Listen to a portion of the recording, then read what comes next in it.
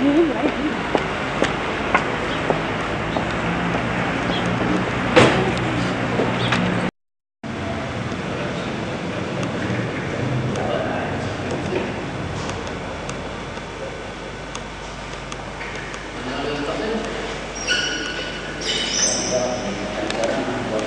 tenemos. Una cosa, ¿pero hay algún sitio? Mételo en el aula de aquí de la izquierda. ¿Trabajo? No. Pero no lo vaya a colgar la percha, porque hay una percha, pero que no lo vaya a colgar. Bueno, ninguno de los chaquetes con nada.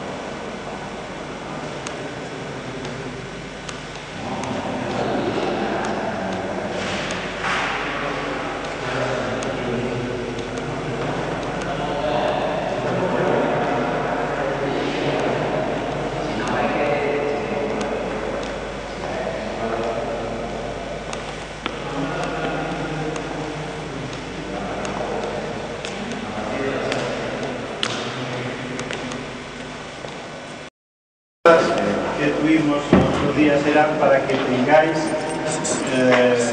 digamos unos conocimientos del fenómeno sísmico y de cómo prevenir, que ahora insistiremos un poco más, cómo prevenir desastres sísmicos. Lo que sí hay que tener en cuenta es que lo que uno no sepa no lo contesta, no hace uno lo que es muy normal.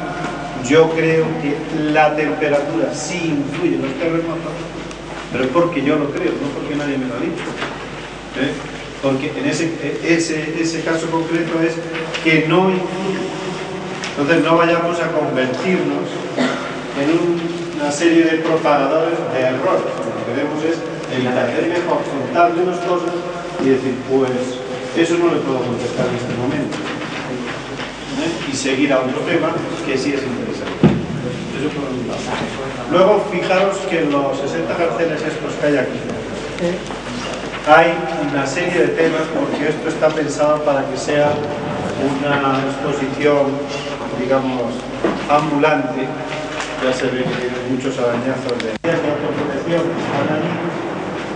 Y en todo esto hay una serie de bloques que yo os voy a ir comentando. En primer lugar, lo que es importante es que existe un Instituto Andaluz de Geofísica. Remarco lo de andaluz. Es un instituto que es de investigación y puede hacer servicios a la protección civil, a la ingeniería y a otros campos que necesiten datos respecto a los desastres sísmicos y respecto a otras investigaciones que no vienen. Aquí tenemos un poco la estructura del edificio, del instituto, y que está situada en el Observatorio de Cartuja. El Observatorio de Cartuja se fundó en 1902. Fue fundado por los jesuitas y es uno de los centros, digamos, de mayor tradición en España en la sismología. Fue el primero que hizo estudios sismológicos, el primero que tuvo varias estaciones, aunque anteriormente el Observatorio de San Fernando había tenido una estación sísmica, pero no habían hecho nada con ella, porque era un sismoscopio. Bien, visto eso, lo que tenemos entonces es que nos quede claro qué son los terremotos. Y aquí, luego vosotros mismos, al irlo enseñando, como tenéis aquí la chuleta, lo ideal es que, aparte de cuando uno se lo va a enseñar, que lo lea, es que lo lea antes para ver lo que dice. No vaya a estar diciendo una cosa contraria a lo que dice aquí y de pronto el niño listillo dice, pues me parece a mí que... y nos dejen ver. Entonces, aquí es sobre el origen de los terremotos, lo que decíamos de las principales placas tectónicas. Ahí está sacada una foto en color con los 12 grandes placas, aunque hay más. El ejemplo que os puse de falla, de un material que se mueve respecto a otros, que ocurre durante un terremoto. O sea, como tenéis aquí la chuletita, y ya lo hemos explicado, no tenemos que volver a explicar. Aquí los tres fenómenos principales de generación de los terremotos. Las zonas que son de dorsal oceánica, donde se separan, un dibujito, un ejemplo que se ve en tierra de esa zona de dorsal, que está en Islandia. Después otras zonas que son de falla transformante, aquí se ven las flechas, cómo se mueve una zona respecto a otra. Y por último, zonas de convergencia, que tenemos dos: las zonas de subducción, donde una placa se va metiendo debajo de la otra, y aquí lo que tenéis es una especie de zona del terremoto puesta en grande, generando las ondas sísmicas. Y aquí una zona de colisión. Aquí tenemos una zona oceánica, veis, por el mar metiéndose debajo de una continental, y aquí tenemos continente contra continente que ninguno monta en él. Nosotros estaríamos en una zona de colisión continental con pequeños flecos metiéndose uno debajo de otro. Bien. Los terremotos han tenido en el mundo otras teorías explicativas, y de esas teorías explicativas los propios chicos, la propia gente, os explicarán muchas. Por ejemplo, que los terremotos lo produce el gas alcalí, vimos que no es así. O como hacían los japoneses, que decían que los terremotos eran provocados porque los siluros, que es ese pez que hay ahí, se movían y movían grandes siluros, se movían y movían toda la tierra. ¿Por qué? Porque a veces cuando ocurrían terremotos salían estos siluros, que son peces de fondo, salían a superficie. Bien. Aquí tenéis una visión de los epicentros de los terremotos a nivel mundial en una proyección rara, y aquí explicamos ya qué es la magnitud, que es una escala para decir lo grande que es el terremoto, y va asociado al terremoto. El terremoto es de magnitud 3.9, como el otro día de Chongqing, y la intensidad, que como vimos era un parámetro que es para ver lo severo, lo fuerte que es el movimiento en cada sitio. Como eso ya lo comentamos, y luego volvemos ahí un poquito más adelante. O sea que aquí es lo que es un terremoto, qué es la magnitud, qué es la intensidad, y alguna anécdota. Esto que sepáis que es un sismoscopio que construyeron los chinos, una reproducción, y que en realidad es un péndulo con varios brazos. Cada brazo está pisando una bola. Si se mueve hacia un lado, la bola que hay ahí se suelta y entonces la bola cae a través de las cabezas del dragón a esas casas. ¿De qué época es? ¿Te puedes preguntar? Esta es, me parece que es del siglo I, año 132, se conservan llaves, o sea, el siglo I después de Cristo. Es un sismoscopio, no es un sismógrafo, no raya, no registra. ¿De acuerdo? Con eso sabían de qué dirección venían los terremotos. De vez en cuando, el terremoto más reciente que ha tenido daños en Andalucía, que es los terremotos del 23 de diciembre en Berga. Aquí tenemos ejemplos de un terremoto de magnitud 5 que ya empieza a acá.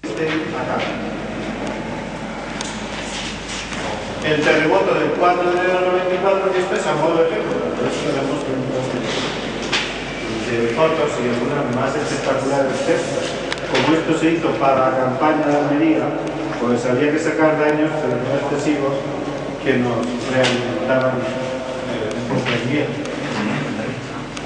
Fijaros, construcciones que sean chapuzas se dañan, incluso con terremotos. Los daños pueden llegar a ser graves, en muchos casos, y en este hubo algunas paredes, algunas casas quedaron reventadas, etc., por este terremoto. Y ahora vamos a ver la simplicidad histórica. Ya hemos visto lo que es un terremoto, que produce daños, y qué es lo que hace falta saber de la simplicidad histórica. Es una radio para controlar a relojes de precisión que tienen que ser sincronizados mundialmente. Eso ahora se hace con satélite. Parece como si fuera más sencillo. No es sencillo, porque antes lo que se exigía es que estuviésemos en la décima de segundo, o sea que el segundo, que era algo así como cuando Radio Nacional de España uno esté exactamente en la hora. Bueno, pues eso tenía que ser por tiempo coordinado universal. Y ahora lo que pedimos son milésimas de segundo o incluso más pequeños. Aquí tenéis la parte de la red de Andalucía y el mismo proceso de datos. Todos estos son estaciones que están en Andalucía. Las rojas y azules son del Instituto de Geofísica, las amarillas son del Instituto Geográfico Nacional, hay algunas más que han instalado anteriormente, y estas de verde son de la Marina Nacional. Aquí hay un ejemplo de estación sísmica digital portátil,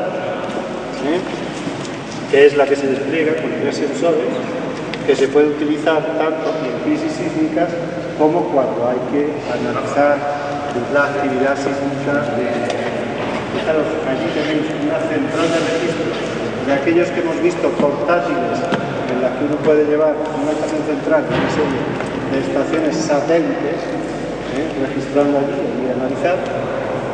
Y esto que tenéis aquí, pues será a lo mejor una de las cosas que les gusta a los chicos. Veis que es un registrador del movimiento del terreno. En realidad lo que es una forma de visualizar lo que registra un sismógrafo. O sea que si dais un golpe seco, veis que tiene frecuencias altas. Y si uno hace poquito a poco, tiene frecuencias bajas. O sea que esto tardáis un ratito con los chicos para explicarle, por ejemplo, que si un terremoto es cercano, las frecuencias que va a tener son muy altas, y si es más lejano son más bajas. O sea que no sentimos lo mismo.